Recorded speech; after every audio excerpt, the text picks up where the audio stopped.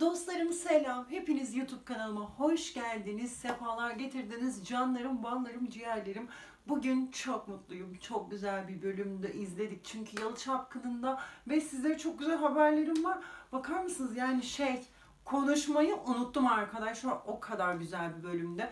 Bence Yalı Çapkını'nın bu sezon yayınlanan en güzel bölümüydü. Gerçekten çok güzeldi. Yani artık dedim. Allah Allah dedim ya, bu ekibin senaristine artık hani her kim sebep oluyorsa bu olayların böyle gitmesine başına taş mı düştü dedim. Gerçekten bu bölüm izlediğimiz en güzel bölümde. Artık kaç bölüm olmuştu bunlar ayrılalı? Kaçıncıydı? 40 mıydı? 30 muydu? Ya artık haftalar, aylar geçti artık. Ha bugün ha yarın. Ama size ne dedim arkadaşlar? 60-61, bilemediniz 62 en fazla demedim mi? Ki zaten aslında birkaç bölüm öncesinde barıştı. Yani 60'ta aslında barıştılar. İşte Ökkeş yüzünden Seyran tehdit altında olduğu için barışamamıştı ama kendini hani kalbinde barıştı. Yani gönüller birdi arkadaşlar, 2 bölümdür. O sebepten dolayı ve şükürler olsun artık o kavuşma. Halvet olmasa da artık Ramazan'dan dolayı biliyorsunuz Türk televizyonlarında Ramazan aylarında öyle bence zaten arkadaşlar olması gereken, bu televizyonlarda hani onu izlemeyeceğiz hani öyle dehşet yakınlaşma sahnelerini, ama hepimizin aldığı duyumlara göre zaten internet özel bir sahne yayınlanabilir. Çok güzel bir bölümdü. O yüzden çok mutluyum. Daha da güzel haberlerim var size. Girişi daha fazla uzatmıyorum efendim. Başlasın videomuz. Ve canlarım, ballarım. Zaten demin de söylediğim gibi halvet olmayacak ya da biz izlemeyeceğiz devamını. Ya zaten tamamını zaten izlemiyoruz ama öyle büyük bir yakınlaşma izlemeyeceğiz arkadaşlar. Ancak internete özel, yani bölümün sonunda zaten Seyhan Ferit hani yatakta uzandılar, o şekilde bitti biliyorsunuz. Yalnız yatakta uzandılar derken benim göstermeye girdim. Yatakta böyle uzandılar. Yatakta uzandılar. Onun devamında bir internete özel sahne yayınlanabilir. Veyahut da başka bir spoiler vereceğim size. Orada bir internete özel sahne oranın devamında çekilebilir arkadaşlar. İnternete özel izleyebiliriz ama televizyonda bunun bir tık ileri boyutunu izlemeyeceğiz diyebilirim. Ve arkadaşlar bence son bölümün, 62. bölümün en güzel, en eğlenceli. En güzel değil mi? En güzel elbette ki Seyran'ın hani itirafı, Orhan'la ilgili, Ökkeş'le ilgili falan, hani bence en güzeli o. Ama ve lakin en eğlencesi de arkadaşlar kesinlikle ama kesinlikle Ferit'in Hattuç'u kaçırması değil mi ya? Ya efsaneydi. O kadar güldüm ki. O kadar eğlendim ki. Hattuç'un da zaten kaçırılmaya şeyi varmış. Çok komikti. Bakın ne dedim size geçen bölümde. Bu Hattuç halada neymiş ya dedim. İsteyeni, taliplisi bitmiyor dedim. Sonunda bir abi, ikincisi Hattuç'un kendisi 40 yılda 40 talibe bir şekilde varırdım dedi ya, seni bekledim şeklinde. Gerçekten ne Hattuç halaymış yani. Gençliğinde fena değil miymiş yani, gençliğinde Hattuç halamız yakmış ortalığı. Şimdi geçelim diğer konumuza arkadaşlar. Şu halvet konusunu bir söylemek istiyorum. Seyran'la Ferit'in arkadaşlar şöyle bir çekimi olacak dağ evinde. Bu dağ evinde yine aynı şekilde yakınlaşma olacak. Halvet orada olabilir. Ama tabii ki de onların ileri bir yakınlaşma sahnelerini bize televizyonda izletmeyecekler. İnternete özel izletebilirler. Öyle bir paylaşım yapabilirler. Öyle bir duyum aldım. Dağ evinde ya da o bölümün sonunda, ama bölümün sonunda zannetmiyorum ya. O internete özel bir şey yayınlanacaksa büyük ihtimalle dağ evi çekimi zaten yapılmış. Dağ evinde orada bir halvet olabilir ve bize internete özel yayınlayabilirler ve de bir duyumum daha var arkadaşlar. Seyran hamile mi değil mi, hamile mi değil mi derken. Bu dağ evindeki halvetin bir bebeği dünyaya gelip artık gelsin, 30 bölümdür belki 40 bölümdür Seyran hamile hamile hamile hamile. Sürekli ortaya atıyorlar spoiler'ı. Bir sonuç yok, bir bebişi henüz, yani bir bebiş haberi alamadık Seyran'dan. Dediğim gibi daha evinde halvet olabilir. Bunun internete özel yayınlamasını bize YouTube hesabında, dizi sayfasının hesabında bizimle paylaşabilirler. Seyroş'umuzla Fero'muz barıştılar. Halis'imizde de Hattuç'umuz sonunda 50 senenin, 40 senenin sonunda bir kavuşma gerçekleşecek. Halis ağamız, benim çok sevdiğim biliyorsunuz. Tabii ki de şakaydı. Yeni gelenler için kanalımıza onu söyleyeyim. Halis Ağa'yı arkadaşlar yeni izleyen, ilk defa beni izleyen arkadaşlarımız. Ben bir numaralı Anti Halisçiyim yani, o derece diyebilirim. Ama şükürler olsun arada bir başına taş düşüyor. Sonunda Hattuç evlenme teklif etti. Şimdi bu Halis ağamız masanın etrafında şöyle bir aileyi toplayacak ve Hattuş'un evliliğini açıklayacak. İfakat bu duruma çıldıracak arkadaşlar. Aynı masada Seyran'la Ferit de zaten barıştıklarını, o büyük ihtimal bölüm sonunda izledik ya, Halis Hattuş'a evlenme teklifi. İşte o günün akşamının yemeği çökecek ve o masada bütün bu açıklamalar gerçekleşecek. Seyran'ımızla Ferit'imizin barıştığını gören ve Seyran'ın yalıda kalacağını duyan enişteci Suna'mız, hani böyle benim içimi kaldıran, midemi bulandıran, Suna'nın artık adını duyunca arkadaşlar şu saçlarım böyle şey oluyor, böyle tavana fırlayası geliyor yani, size öyle söyleyeyim. Suna'mız maalesef ki yılda kalmaya devam edecek ve Kaya'dan da kesinlikle, zaten hani ben kocamı seçtim dedi ya arkadaşlar, ama o hala böyle bir gitgelleri devam ediyordu. Orada zaten onu deme sebebi Seyran'ın durumuna bakacaktı. Hani orada kalacak mı, kalmayacak mı, barışacak mı Ferit'le vesaire diye. Gördü ki Seyran yalıda kalacak, Ferit'le de barıştı arkadaşlar. Kaya ile o arasını Suna'mız maalesef ki, Suna'mız bile demek istemiyorum. Suna, enişteci Suna, işte Kalle Suna, artık Suna'ya ne desem bilemiyorum. İşten pazarlıkçı Suna arkadaşlar Kaya ile arasını düzeltecek ve de yalıda kalmaya devam edecek. Kaya'nın bütün ona olan duygularıyla da oynayacak. Abinin zaten duygularıyla oynadı, efendime söyleyeyim. Aynı zamanda Suna'mız Ferit'e yürüyor biliyorsunuz ki. Ayrıyetten arkadaşlar şu Asuman'ın pilatesçi var ya, bir o kaldı, bir de Akın var sanırım. Ama bence zaten bu üçlüden sonra sıra o ikisine gelecek diye düşünüyorum Sunay'la ilgili.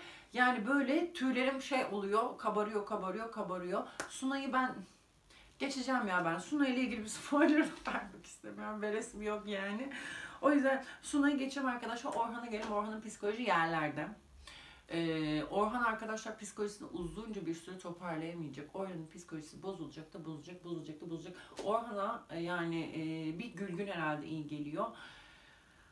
Orhan'ı zaten hiç sevmediğimi biliyorsunuz ama hiç kimseye o şekilde, ya bilmiyorum ya vallahi ne desem boş yani. Şimdi sen de ölen kardeşinin karısıyla kendi karısını ölen kardeşinin karısıyla aldatan adama üzülesim de pek gelmiyor. Çoluğu çocuğu var diyeceğim yani hani, ama neyse, Orhan'ın bir süre daha psikolojisi iyicene böyle bozulacak arkadaşlar ve Pelin'e gelmek istiyorum.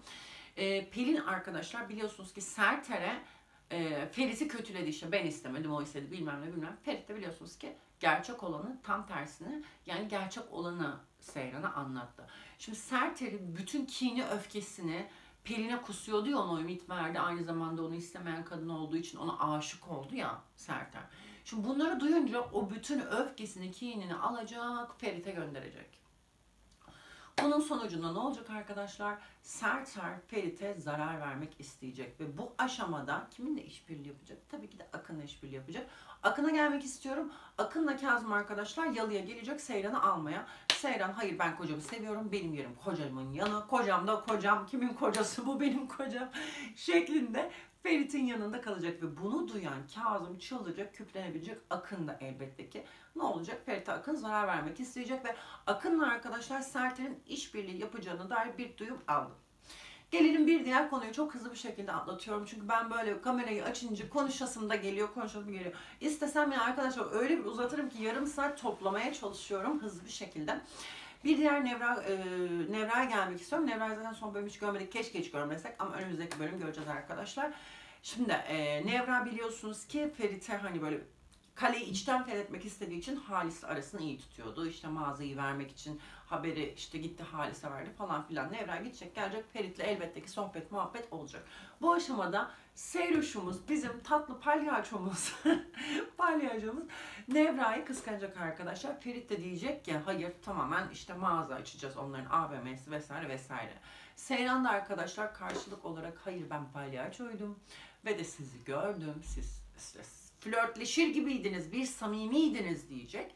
Ve Ferit Seyran'ın palyaço olduğunu öğrenecek ve buna çok sinirleneceğini duydum. Yani niye sinirleniyorsun? Alnının teriyle ekmek parası. Ben de yaptım arkadaşlar. Birçok işte çalışıp özellikle öğrencilik dönemimde çok fazla bu tip böyle günlük işlerde de çalışmışlığım olmuştu yani. Buna niye bu kadar sinirleniyor? Sen Seyran Korhansın bilmem ne. Yani sizden para almak zorunda mı? Böyle küprelevinesim geliyor böyle şeylere. İşte Ferit Seyran'ın palyaçoluk yaptığını duyunca sinirlenecekmiş arkadaşlar. Kız ne var? Alnının teriyle, akıyla ekmek parasını, helal parasını kazanmış. Ne var bunda? Neyse Ferit buna sinirleneceğin haberini aldım canlarım, ballarım. Ve geleceğim bir diğer konuya canlarım. Şimdi biliyorsunuz ki Zerrin Pelin'e ulaşamadığı için gitmişti Kazım Ağa'dan yardım istemişti. Esme falan hep birlikte oturdular, çay kahve içtiler biliyorsunuz ki.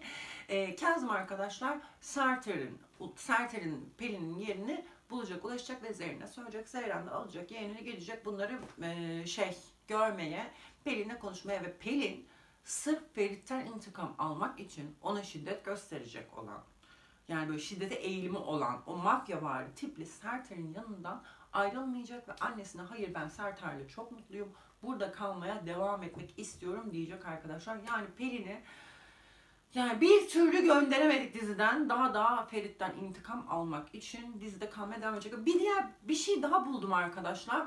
Serter Ferit'e zarar vermek istiyorken Seyran'a zarar verecek şeklinde bir şey duydum. Ya ben buna ihtimal vermiyorum ama hani bir şey vardı ya, bir araba kazası spoilerı bir yayılmıştı ortalığa. Her yerde sonradan çıktı. Hani belki öyle bir şey olabilir. Atıyorum işte bir sahne daha çekilmiş bu arada. Ferit'in Seyran'a araba kullanmayı öğrettiği bir sahne çekilmiş arkadaşlar. O araba da Seyran'ın arabasıymış. Seyran'a o arabayı arkadaşlar Orhan hediye etmiş bu arada. Onların Orhan'la falan böyle Orhan'a Seyran'ın bir teşekkür ettiği bir sahne falan da çekilmiş. Hani belki öyle olabilir. Hani Ferit'in arabasına mesela bir şey yaptılar.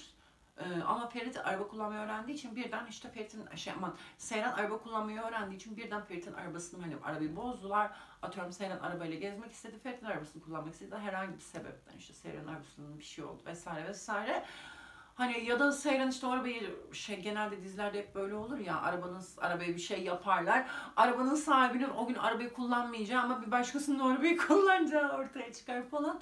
Ya da işte araba bozulmuş arabanın içi istenmeyen biri mesela. Atıyorum Ferit kullandı arabayı. Seyran'la birlikte kaza yaptılar. Ferit'e bir şey olmadı ama Seyran'a oldu. Gibilerinden bir tarz bir şey, hani öyle. Bu benim gördüğüm, hani kendi gözümde gördüğüm, kafamda kurguladığım bir tahmin diyebilirim. Ya bir ihtimal böyle bir şey olabilir. Ve arkadaşlar bu aşamada Seyran'ı yolda kesinlikle ama kesinlikle istemeyenler Asuman, İfakat ve Suna arkadaşlar. Yani Asuman'la İfakat'i yine anlarım da Suna'ya hala hiçbir şekilde anlamayacağım.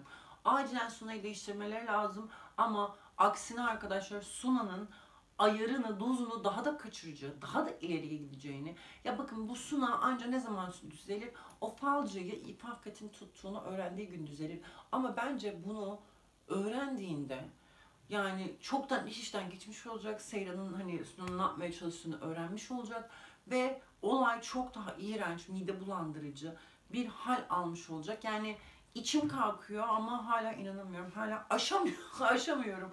Gerçekten Suna olayını aşamıyorum. Çünkü bize şiddet gören babaya karşı el ele vermiş, birbirine sımsıkı bağlanmış, sırt sırta vermiş iki kız kardeşi izlettiler. Yani bunun üzerine hani belki de Suna'dan dolayı, yani en başta Suna böyle olsaydı hiçbirimiz bu kadar çok şey yapmayacaktık bugün. Ama en başta Suna böyle olmadığı için sırf mal, mülk, para, izdivaç için bu hale. Ya bunun için de değil ya. Bu artık tamamen kıskançlık, mal, mülk, para ise eğer. Kaya da zengin. Yakışıklı, boylu, poslu, dalyan gibi adam. Yani yani para için falan da değil artık. Tamamen bir hırsa dönüşmüş. Duygu da değil, duygu olsa bir aşıktı bu adam. Kadın. Karıştırdım. Yani o yüzden ben Sunu olayını yaşamıyorum. Canlarım, bağlarım, benim anlatacaklarım bu kadar. Önümüzdeki bölümde gayet güzel şeyler izleyeceğiz.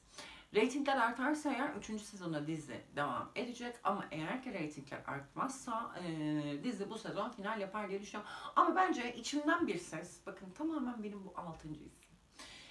3. sezonda dizi kalacakmış gibi hissediyorum. İnşallah kalır. Seviyoruz çünkü hepimiz Yalı Çapkını'nı. Ne kadar sinirlensek de ara ara. Seviyoruz yani, ben seviyorum. Bu bölüm çok güzeldi. İzlemeyi gerçekten çok sevdim. Hani şu kavuşma bölümünü çok uzun süredir hepimiz aile burada bekliyorduk. O sebepten dolayı bu bölüm çok güzeldi. Böyle devam ederse eğer ya bu arada bir şey daha gördüm. İhtimal vermiyorum. Onu söylemeyecektim de şu an aklıma geldi arkadaşlar. Bir yerde gördüm, bu spoilerı gibi diyebilirim, bir sayfada gördüm bunu. Bu sezon finali yapacak, bir sonraki sezona sarkacak. Sezon finalinde Seyran Akın'la evlenmiş olacak. Ferit de Nevra ile evlenmiş olacak. Hani o kadar çok büyük olaylar karışacak. Bir sonraki sezon, yani gerçek finalde Seyfer'imiz. Ya inşallah asla böyle bir şeyi bize izletmezler inşallah diyorum, ama öyle bir şey gördüm. Mesela bir önceki sezonun finalinde hani çok şeydi ama hani tamamen bir başkasına gitmemişlerdi. Birbirlerine kavuşmak istiyorlardı. İşte Ferit vuruldu falandı filandı. Ferit'in ölmeyeceğini zaten biliyorduk. O sebepten dolayı mesela o kadar hani çok evet uçta bıraktı, ama hepimizin düşününce Ferit'in ölmeyeceğini biliyorduk arkadaşlar ve bu işin sonunda bir şekilde kavuşacaklarını biliyorduk falan filan. Ama bu bitiş çok ayrı bir şey. İkisinin de asla istemediği kişilerle evli bir şekilde sezonun finaline olmaz mı olur? Neler gördük? Enişteci Sudan'dan sonra ben her şeyi bekliyorum yani. Sunay'ı bile enişteci yapan senaristimiz yani Seyran Akın'la da evlendirir, Ferit'i Nevra'yla da evlendirir, Ferit'i Pelin'le de evlendirir, İfakat'le Orhan'ı da evlendirir. Halis Lattu çok şükür evleniyor artık. Ona şey, o bizim hepimizin aile sevindiğimiz bir şey. Neyse, videoyu daha fazla uzatmıyorum. Beni izlediğiniz için çok teşekkür ederim. Bulduğum tüm spoilerleri sizlerle paylaştım. Farklı bir bilgi olursa elbette sizlerle paylaşırım. Lütfen yorumlarda siz de bulduğunuz spoilerları paylaşın. Ben de sizden aydınlanmak, bilgiler öğrenmek, spoilerler duymak istiyorum canlarım, bağlarım. Kanala abone olmayı lütfen unutmayın. Videoyu beğenmeyi unutmayın. Kocaman öpüyorum. Bir sonraki videoda görüşmek dileğiyle. Hoşçakalın.